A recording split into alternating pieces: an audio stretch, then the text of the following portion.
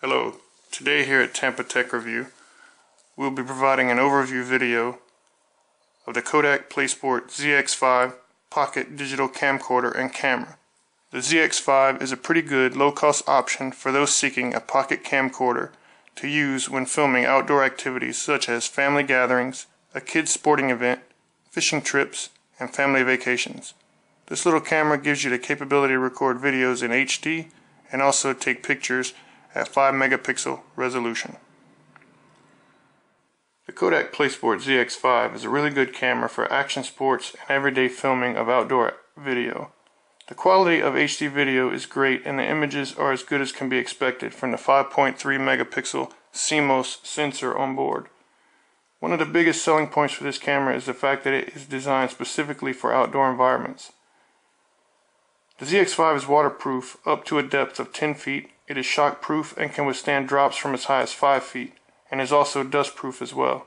These design features make the ZX5 a good choice for people that desire to film their activities and experiences in wet areas such as pools, water parks, lakes, and trips to the beach.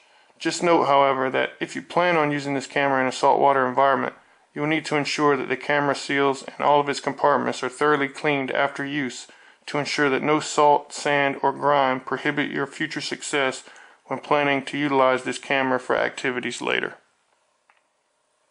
The Playsport ZX5 measures 4.4 inches long by 2.3 inches wide by 0.7 inches deep. It features a 2-inch LCD screen located on the back of the camera and is equipped with an LCD glare shield feature which is designed for use during times of intense or bright sunlight. The ZX5 Playsport from Kodak features 128 megabytes of internal memory and accepts SDHC cards up to 32 gigabytes in size. If you are looking to get the best quality video possible from this camera, we recommend using Class 10 rated cards. This camera shoots video and captures images in a 16:9 ratio. There are 4 video capture modes available to include 3 which are HD, which are 1920 by 1080 at 30 frames per second, 1280 by 720 at 60 frames per second, 1280 by 720 at 30 frames per second, and you also have your non-HD format, which is WVGA, which is 848 by 480 at 30 frames per second. On-camera video editing allows trimming of videos and the ability to capture still images from a single video frame. Still imagery is shot at a resolution of 5 megapixels. The internal lithium-ion battery enables the ZX5 to record for up to 2.5 hours. This camera also features image stabilization and continuous multi-zone autofocus to assist users in achieving the best video quality possible when filming non-stationary objects while on the move. The Playsport ZX5 is equipped with an onboard microphone only and does not have an external port for a microphone. However, for those seeking to tweak the incoming audio, the microphone gain can be adjusted under the settings menu. The Kodak Playsport ZX5 is not equipped with an optical zoom, but does feature a 4x digital zoom. There are 2 focus modes available, which are autofocus mode and macro mode. The ZX5 does not, however, come equipped with a dedicated button for quick access to the macro mode, and therefore, if you wish to switch to macro mode, you must enter the settings menu to do so. So now let's turn on the ZX5 and check out the buttons, settings, and how it all functions. So your power button is located at the top. Press it, it'll come on. These buttons located over here on the back of the device. Your first button is how you switch between camera and video mode. Currently it's on video mode. So if you push it, it'll go to camera. As you can see, we don't have anything on the memory card that's in here. It's currently got an 8 gigabyte card in it, which you can see will let you take up to 5,833 photos. So we'll go back to video mode. And because of the size of the card, it says, you can only do an hour and 25 minutes, but that's because it's only an 8 gigabyte card. So underneath that button you have your playback button. So if you have videos or photos, you can press the playback button and view what you have. Underneath that you have your delete button or your trash button, and then underneath that you have your tools or menu button. So if you press this, it's going to give you all the different things that you can go through. So you have effects for video, so let's go in there and see what there is. Currently it's on normal. You have high saturation, 70s film, black and white, sepia, and those are the options that you have. So you can either hit the menu button again to escape, or you can click the center button here.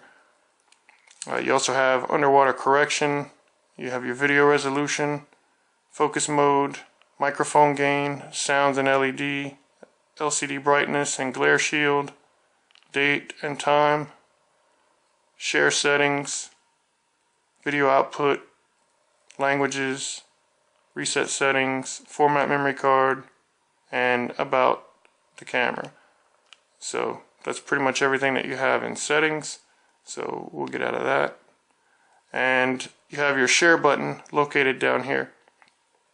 So if you did want to share something, you were going to use this, and you wanted to share it with YouTube or Facebook or what have you, you would press this while it's plugged into your computer, and it would share it to your favorite site that you want to share with. So that's pretty much it for settings. Okay, so now we're going to talk about the doors on the right and left side of the camera. So if you look on the left hand side, you open up that door, you're going to see the USB and HDMI ports are located underneath there. If you look on the door itself, you'll notice there's a rubber gasket located on here. When you close this door, that rubber gasket is what creates the seal that keeps this camera waterproof. So if you look over on the right hand side, you've got another door over here. We open that up. Your SDHC cards go under this door. Same deal, it's got a rubber gasket on this side as well. So one note about these doors and gaskets. You need to keep the device clean and the waterproof doors free of debris. Clean away any dirt or sand and flush with clean water after submerging it in salt water to ensure the waterproof seals continue to function properly. So that's some of the problems that people have had with this camera. They take it to the beach and they throw it down and they end up getting sand around these doors. And some people have had a problem not being able to get the doors open because the sand has wedged in here. So if you take it somewhere like the beach or somewhere that's, sandy and or there's real fine soil that you're going to be at, make sure afterwards that you dip it in some water or rinse it off somehow, so that you try to eliminate that problem before it arises, and you can keep the camera in good working condition. So let's talk about what's included in the box when you get this camera. Of course, you get the camera itself, the Kodak Playsport ZX5. In addition to that, you get a battery charging adapter and a USB cable. You get a wrist strap, as seen here.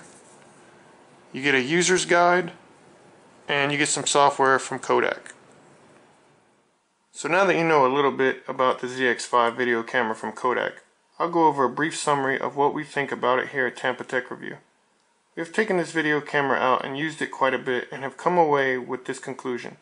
For the money, this is a pretty decent little video camera. When it came out, it retailed for around $180. Now that Kodak is getting out of the camera business, you can pick it up for less than half of that at times when it's on sale, if you look around. While it's not as good as many other higher priced options available out there today, it doesn't have to be. This is an affordable solution for those out there in the market today looking for a ruggedized HD video recorder and camera. The ZX5 can capture excellent quality HD video, it's simple to use, and is designed to hold up in waterborne environments. There are better choices out there, but none in the same price range as the ZX5. As for what we think about how well it performs, well, the autofocus is generally good, but in low light sometimes does take a while to focus.